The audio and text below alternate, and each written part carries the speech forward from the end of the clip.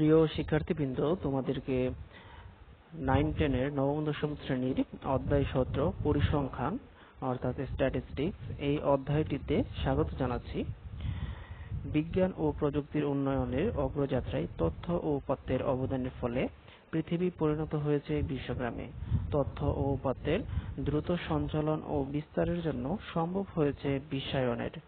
তাই উন্নয়নের ধারা অব্যাহত রাখা ও বিশ্বায়নে অংশগ্রহণ ও অবদান রাখতে হলে তথ্য ও উপাত্ত সম্বন্ধে সম্যক জ্ঞান অর্জন এই স্তরের শিক্ষার্থীদের জন্য অপরিহার্য। প্রাসঙ্গিকভাবে শিক্ষার্থীর জ্ঞান অর্জনের চাহিদা মেটানোর লক্ষ্যে ষষ্ঠ শ্রেণী থেকে তথ্য ও উপাত্তের আলোচনা করা হয়েছে এবং ধাপে ধাপে শ্রেণীভিত্তিক বিষয়বস্তুর বিন্যাস করা হয়েছে। এরই ধারাবাহিকতায় এই শ্রেণীতে শিক্ষার্থীরা ক্রমযোজিত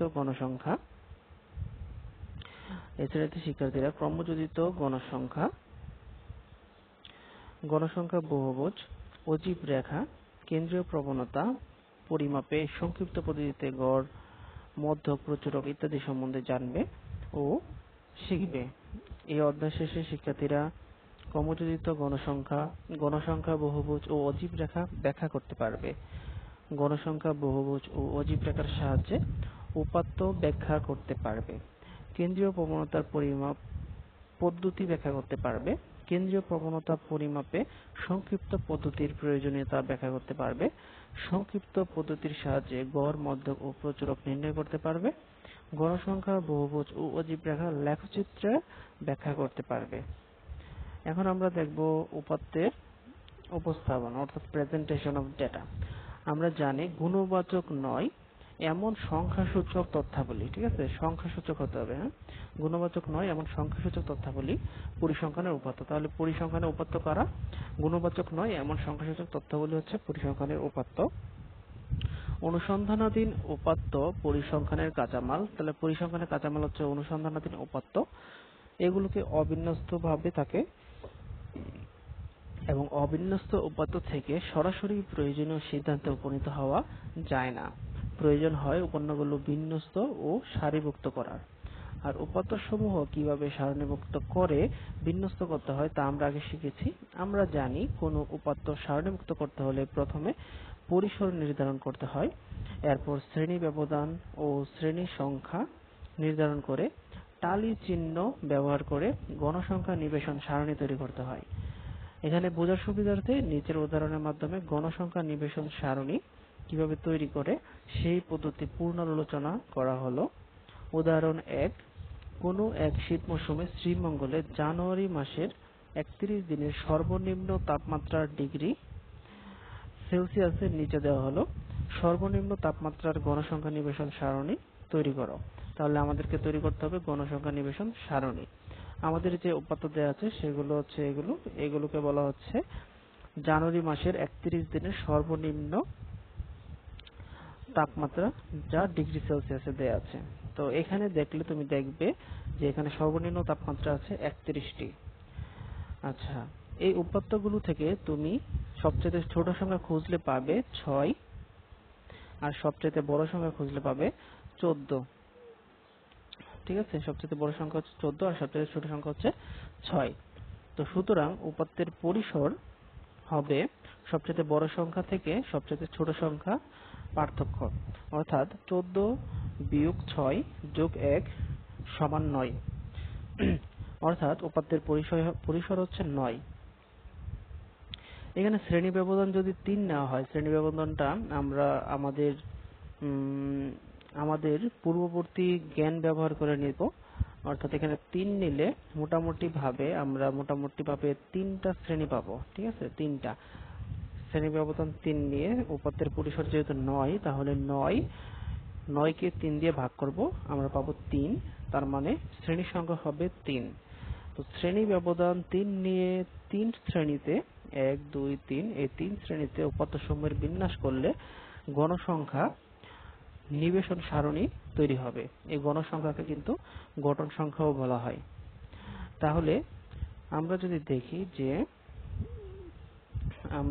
দেখি, একটু আমি মুছে দিলাম, যে 6 থেকে 8 এর মধ্যে কতগুলো আছে।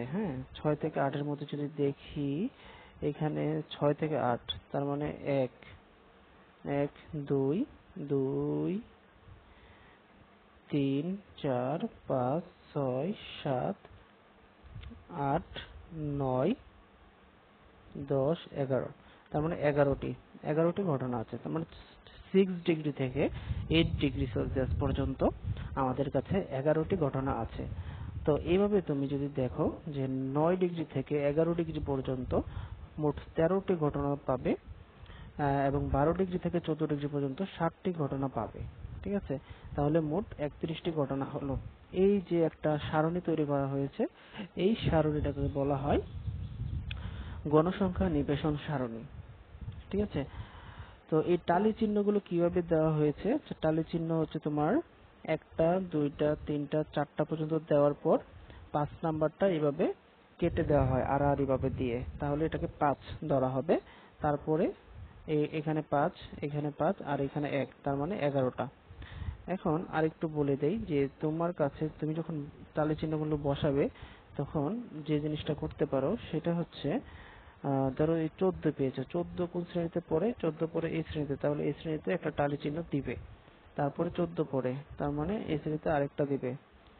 তারপরে 14 পড়ে এই শ্রেণীতে আরেকটা দিবে। দেওয়ার পর 13 কোনটাতে? এটাতেই, তার মানে আরেকটা পড়বে। 12 কোনটাতে পড়বে? এখানেই পড়বে। হ্যাঁ, 13 এটাতেই পড়বে। এখন দেখো 10 কোনটাতে পড়েছে? 10 কিন্তু এই শ্রেণীতে পড়েছে, তাহলে এই শ্রেণীতে দিবে। এইভাবে করে এই সবগুলো নাম্বার কাটবে আর একটা করে টালি চিহ্ন যে ঘরে পড়বে সেই ঘরে দিবে। এইভাবে করে তারপর এই টালি চিহ্নর দাগগুলো গুনে গুনে এখানে তুমি নাম্বার বসাবে গণসংখ্যা বা গড় সংখ্যা হিসেবে। যেমন এখানে 11, এখানে 13, এখানে 7, এখানে 31। তুমি লক্ষ্য করে দেখো যে এখানে টালি চিহ্ন আছে 11টা, সেই কারণে এখানে 11। এখানে আছে 12টা, 5 5 আর 3। এখানে আছে 13টা, এখানে আছে 5 আর 2 7টা। ঠিক আছে, এইভাবে করে টালি চিহ্ন দেওয়া আছে। তো এইভাবে তুমি গণসংখ্যা নিবেশন সারণী অথবা গঠন সংখ্যা নিবেশন সারণী তৈরি করতে পারবে। ঠিক আছে, তো মনে রাখবে এটাকে তুমি শ্রেণী লিখতে পারো, অথবা এগুলো কি তাপমাত্রা, কিন্তু হ্যাঁ, তাপমাত্রা 6 ডিগ্রি থেকে 8 ডিগ্রি, এই জন্য এইটাকে তাপমাত্রা, আর ভিতরে তাপমাত্রার যে স্কেলটা অর্থাৎ সেলসিয়াস স্কেল সেটা দেওয়া হয়েছে। তারপর দেখো মাঝের যে কলামটা, মাঝের যে স্তম্ভটা, সেটা সেটা কিন্তু টালি চিহ্ন এখানে লেখা হলো। আর এটা কি গণসংখ্যা বা গঠন সংখ্যা, এই জন্য গণসংখ্যা বা গঠন সংখ্যা লেখা হয়েছে। আর যে মোট মোট গণসংখ্যা বা গঠন সংখ্যা, সেটা কিন্তু আমরা এখানে মোট দিয়ে 31, এটা কিন্তু এগুলো যোগ করে বলে দিতে পারি। হ্যাঁ, তো এভাবে আমরা গণসংখ্যা বা গণসংখ্যা নিবেশন সারণী তৈরি করতে পারবো। তো আজকের ক্লাসটিতে এখানেই শেষ করছি। তোমাদেরকে অসংখ্য ধন্যবাদ ক্লাসটি করার জন্য। পরবর্তী ক্লাসটি করার জন্য আমন্ত্রণ রইল। আজকের মতো বাই।